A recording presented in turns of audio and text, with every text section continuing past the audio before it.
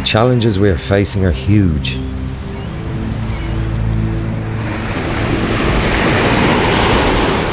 These waves of change threaten our way of life. A broken economic system, job losses, resource scarcity, rising prices.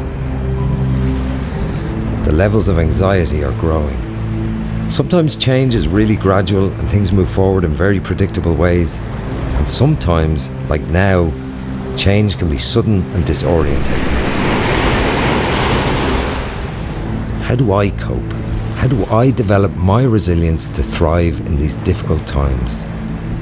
The waves are getting bigger, but what should I do? How can I be a catalyst for change? Resilience is about recovering from shocks and adapting to change.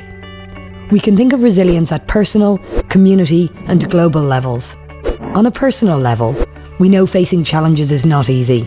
Personal resilience can be described as our ability to cope with shock. It is an active process of self-righting, involving feeling in control of life, getting fit, and being positively engaged in community life. These challenges can feel overwhelming. Here's a model for how we typically respond to shock or bad news. Faced with difficulties, we often completely refuse to accept what is actually taking place. No, this is not happening. Not to me. No way. Then we typically look for someone to blame. I can't believe they did this to me. It's just not fair. Bargaining follows. Please, I'll do anything. And then depression. Oh no, I'm doomed. And then finally, acceptance. Okay, it is what it is. Let's see what I can do. Having a model helps us to know what to expect. We all go through these stages. The more resilient we are, the more chances we have of bouncing back quickly from difficult experiences. We know too that good food, keeping fit, and daily relaxation practices all help us stay healthy and as resilient as we can be. The key thing is we are not on our own. We face the same challenges as many other people, and the biggest single difference starts to happen when we face them together. Even the strongest, most resilient individuals rely on good friends and strong relationships when times get tough.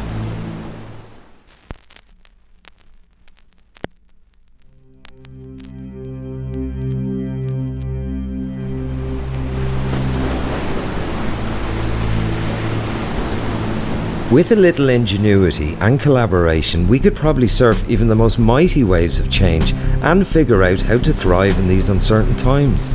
Learning how to surf these waves is what resilience is all about. But how do we manage the changes rather than letting the changes manage us? How do we do this together?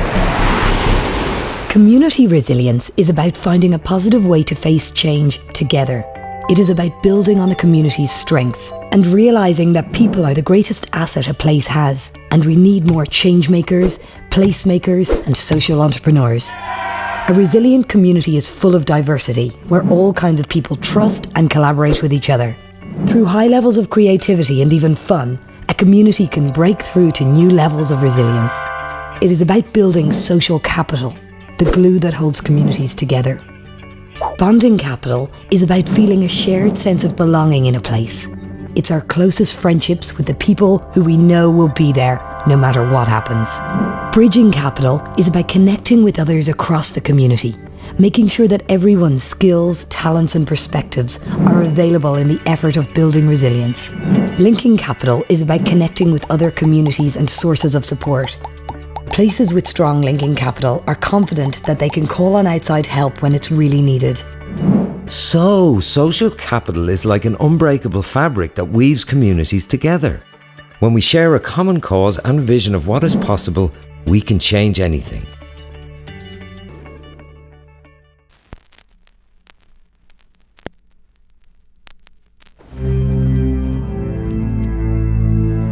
So, where do I start? How do I make sure that my community has the ability to get by in times of abrupt change? And is a brilliant place to live? How do I know whether my community is resilient or not? Many communities are naturally resilient. After all, they have survived many changes down the generations. But in recent decades, we have become over-dependent on a model of economic growth and cheap fossil fuels. This era is now coming to an end, and we need to prepare ourselves to avoid breakdown. The idea we can bounce back to something approximating normal doesn't work well in this new context. Instead, we need to make a step change to break through to significantly greater levels of resilience. A breakthrough community anticipates and responds to shocks through coordinated, collective actions toward a commonly agreed vision of a better future. The Transition Towns process is already bringing people together who are learning to do just this. Wow, I can be part of this movement to build livable communities and cultivate a sustainable planet. Transition initiatives and people the world over are supporting their local economy and developing all sorts of sustainability projects. So, we can build our resilience by future-proofing buildings, powering down and generating our own energy, and growing our own food and supporting local producers. And by strengthening our local economies and introducing all kinds of other initiatives.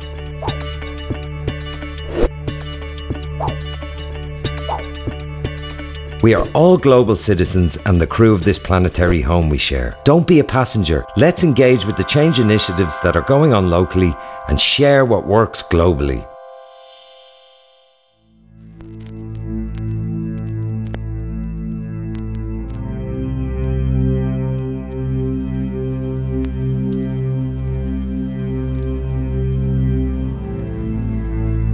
I can do this. Let's surf these waves.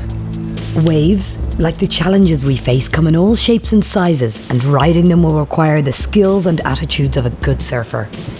Before paddling out, an experienced surfer will have first observed the sea, checked the wind, and identified where the easiest place to paddle out might be. It's the same for resilience building. We need to see clearly the challenges we face and the best way to do things differently. Surfers don't really practice, they learn in action or by doing.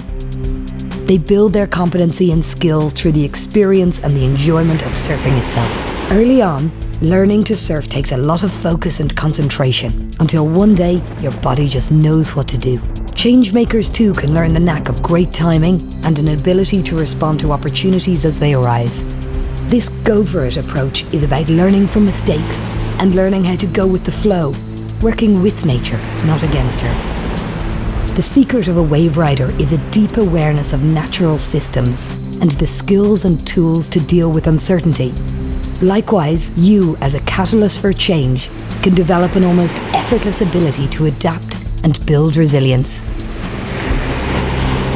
Yeah, I get it now. Creating resilience is up to us, and we can't rely on experts to tell us what to do when we're out in the waves. It's about courage and creativity. It's about really trusting and helping each other bring forward our best skills and talents. We don't really know how things will turn out, but we shouldn't let a good crisis go to waste. These times are a once-in-a-species opportunity for change. Go for it.